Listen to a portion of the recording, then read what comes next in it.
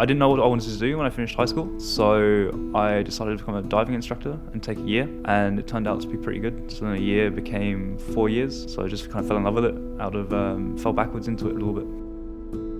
Archaeology is something that I've always been interested in. My grandfather had a lot of stuff that he was showing me when I was growing up that he's found, and then I just started to get more interested in it when I started to find teeth and shells and old bottles and that sort of stuff. Then I got a little bit more interested in the Australian side of it, which was why I decided to study it, to maybe get into the heritage management side of stuff in Australia, but also maybe one day go and do a master's in marine archaeology. It's a very unique experience, I think. You can see stuff that you wouldn't normally see when you're down there. You can go to the beach and you can see what's above the water, but then underneath it's just a completely different experience. So it's just a way you don't have to go far and you can still find amazing things. I think at the moment it's there's going in and seeing the fish, and then there's seeing what the fish do. At the moment, what I'm really interested in is the interactions between the fish. Seeing today the cleaner fish all over the drummer, or watching the hit and run bunny going for the damselfish. It's that sort of stuff that I'm finding really interesting at the moment. I think it definitely takes something that I'm interested in to become passionate about it. I always kind of jumped between hobbies, and diving is definitely the one that I've stuck with. I think it's the fact that you can do almost 1,000 dives and you can still see something different every single dive. I think it's if you're going out and doing it every day and you're still enjoying it, and you're teaching on weekends and then still choosing to go out for fun during the week, I think that's when it kind of turns from more of a hobby into an addiction or a lifestyle. I think the bit I like about teaching is when you get people who they've never done it before, or they've done it before and they've had a bad experience, or they're a little bit nervous about it, and you take them through step by step and you can see them getting more confidence and that confidence growing, and then by the 4th dive on the course they're having the best time of their life, and they come out and everyone's smiling and they're all like, this is sick, I can't believe I've never done this, or I can't believe it was so bad before, it's so easy now. I think that's what I really enjoy, is pushing people past their comfort zones and seeing what they get out of it. It's kind of like an immersive aquarium experience.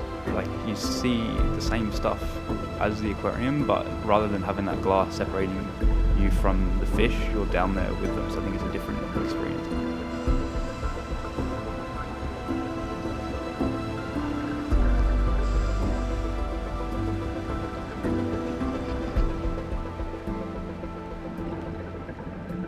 I think I started with just my favourite fish. When I started diving, I always loved the Port Jackson sharks. Just the weirdest looking shark, and you get hundreds of them, so I really like those. And the cuttlefish as well, they're really smart. It's one of the few animals that you actually feel like you can have an interaction with.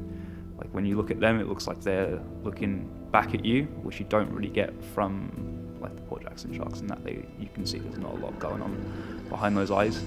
And then from there, it's just cool fish that we get in Sydney that I really like the fiddler rays and the eagle rays, just really unique animals that you don't really see anywhere else in the world.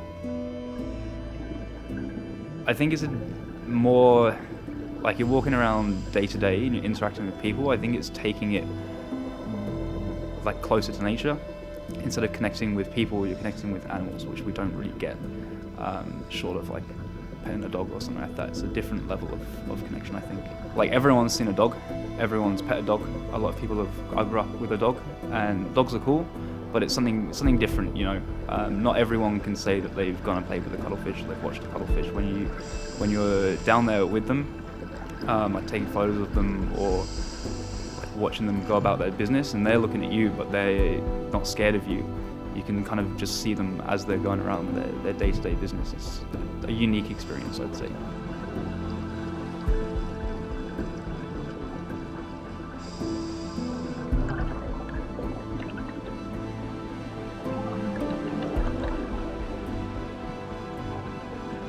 I think diving is definitely more of a lifestyle that you're getting paid for. It doesn't feel like you're going to work when you're just going to the beach every day throughout the whole summer and just going diving. If I'm not diving, I'm going diving anyway. I would say as you get to know people, they open up a little bit more. I think diving is a really good way to get to know people, especially when you're spending like a whole weekend, 8 hours, 10 hours together. It gives you a lot of time, but it's also quite a personal experience because you're there right in front of them, taking them through everything. You can't talk to someone underwater, so you've got to make eye contact with them the whole time to make sure that they're okay, and I think that kind of builds up a connection.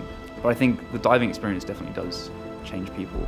You see someone who might be really nervous at the start suddenly comes out of their shell and they're super confident, having the best time at the end of it. And I think it's that experience of being able to push themselves to do something that they didn't think they could do, something that sounds quite scary, and then actually being able to do it.